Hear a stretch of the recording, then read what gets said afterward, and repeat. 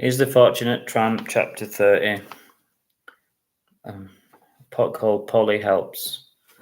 After a few hours at work, he felt himself looking at the clock and out of the window. A butterfly landed on the window pane. He was sure it was looking at him as it slowly flapped and unclapped its wings. He wondered what it was thinking. He wished he was a butterfly and he could fly away from life's troubles. He turned back to the papers and the ringing phone. It wasn't long before Tom found himself looking out of the window again. There was a beautiful world out there and he wanted to explore it.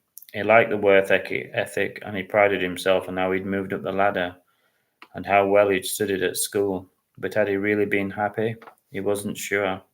The day went by fairly quickly, and before he knew it, it was time to go home, or what he considered home.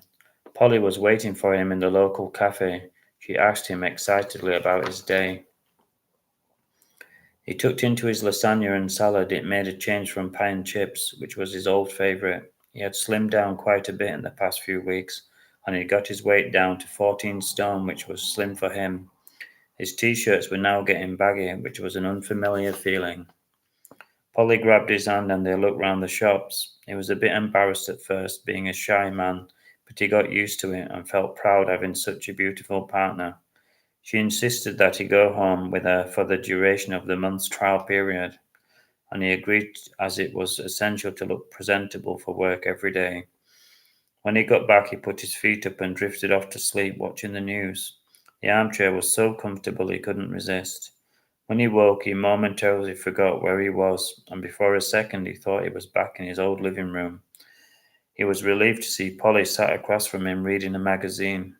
It was lovely being in a homely environment again, and Jack looked content, sat in his comfy basket.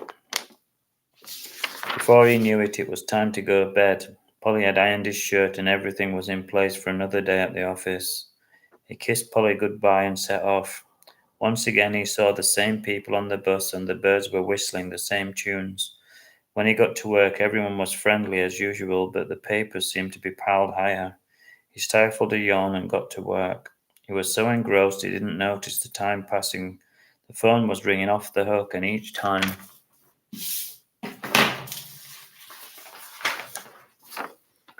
he put the phone down, the papers piled higher still. It would have been comical if it wasn't so stressful.